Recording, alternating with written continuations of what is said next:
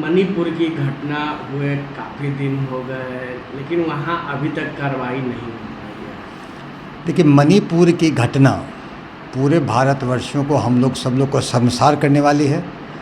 महिला सुरक्षा, महिला सशक्तिकरण का जो हम दावा करते हैं, उस पर डबल इंजन की सरकार, भाजपा की सरकार एक पूरे हिंदुस्तान पर बदनुमा दाग की तरह कर दी। 80 दिनों तक इस कांड का पता नहीं चला। माननीय गृह मंत्री जी मणिपुर गए, वहाँ उनको मालूम नहीं चला। इस पर वहाँ के मुख्य जो मंत्री हैं, उनका वक्तव्य, उसको सरकार को बर्खास्त नहीं किया गया।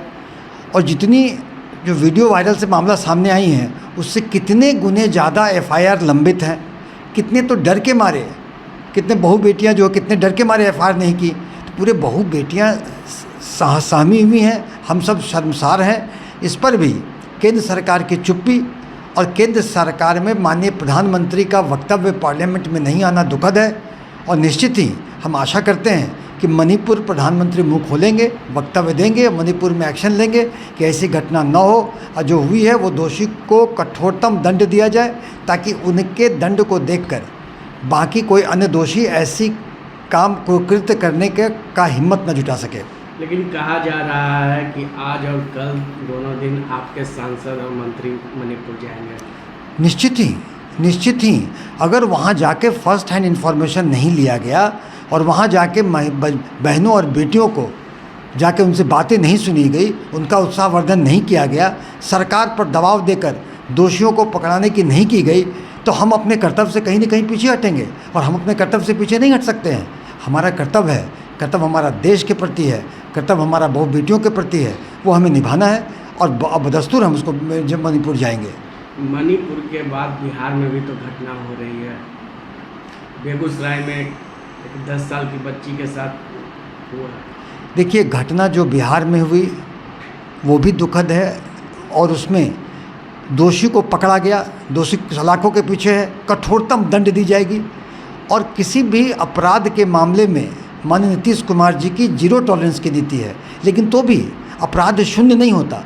अपराध करते हैं कुत्सित मानसिकता के व्यक्ति, वो दंडित होते हैं, सलाखों के पीछे होते हैं, कठोरतम कार्रवाई होती है। लेकिन ये जनजातीय हिंसा नहीं है। आप ये दो चीज़ को तुलना नहीं कर सकते हैं। एक ऐसी घटना जो किसी कुत्सित मानसिकता के व्यक्ति ने किया और उसको पकड़ करके उसको सलाखों के पीछे और कठोरतम दंड देने की बात, और एक जनजातीय हिंसा जिसमें कि हिंसा हुई, बहन बेटियों के गुप्तांग के साथ क्या क्या नहीं किया गया, और ये चीज़ें बदस्तूर जारी हैं। इस पर केंद्र सरकार की और डबल इंजन की सरकार की चुप्पी, प्रधानमंत्री का मौन रहना, ये चीज़ें और इस चीज़ों में तुलनात्मक नहीं हो सकता। बीजेपी कह रही है बिहार में फिर से जंगल राज आ गया है। देखिए, जब हम बीजेपी के साथ रहते हैं तब वो मंगल राज रहता है, और जब जा कर के हम समाजवादी एक होते हैं तो जंगल राज होता है। देखिए, भाजपा वाले का बेसिकली ये है कि माननीय नीतीश कुमार जी जन आकांक्षाओं के अनुरूप बिहार में विपक्षी एकता कर भाजपा मुक्त भारत जनता की मांग को, उसके कारण को भाजपा को सत्ता से हटाया, विपक्षी एकता किया। उसी फॉर्मूले पर कर्नाटक में भी भाजपा हारी, विपक्षी एकता की मीटिंग हुई, माननीय नीतीश कुमार जी सूत्रधार बने। तो बिहार और कर्नाटक में सत्ता जाने की छटपटाहट और 2024 में केंद्र में सत्ता जाने की आशंका से भाजपा के नेता का मानसिक संतुलन बेमेल हो गया है, और ऐसे अनर्गल प्रलाप करते हैं, उससे मतलब नहीं, वो घबराहट में है।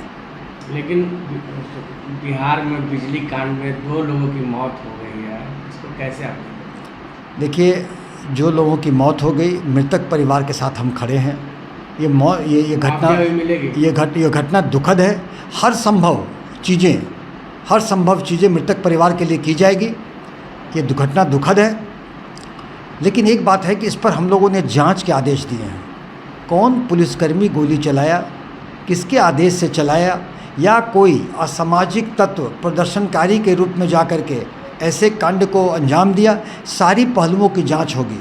हम जनता के साथ हैं। और बिजली की जहाँ तक बात है, आपको ये ज्ञात होगा कि माननीय नीतीश कुमार जी ने जनता से कहा था कि बिजली अगर हम नहीं देंगे तो हम नहीं वोट मांगने आएंगे। और आज सुदूर क्षेत्रों में भी करीब 24 घंटे बिजली होती है। वहाँ जो बिजली की दिक्कतें आई थी, पूर्णिया फीडर में लो वोल्टेज की शिकायत थी, और वो कलकत्ता से लोड डिस्पैच सेंटर से वो बढ़ाया गया और वो ठीक हो गई, मात्र कुछ देर में ठीक हो गई।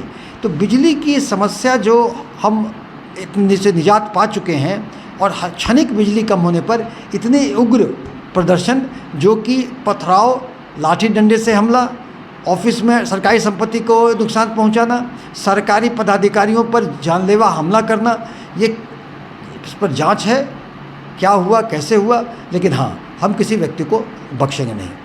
अगर ये वीडियो पसंद आई और वह बिहार के राजनीति और बिहारियत से सरोकार रखेनी तो सब्सक्राइब बटन दबा के चैनल के सब्सक्राइब कर ली। ओजे एगो घंटी बा, ओकरा बटन दबा देला से कुल सटीक और मारक खबर रुआ मुफ्त में मिल जाई। अगर रुआ पत्रकारिता के हमनी के नया प्रयोग में सहयोग कर चाहतानी तो ज्वाइन बटन दबा दी। पेटीएम नंबर नोट कर ली 9386816700। धन्यवाद।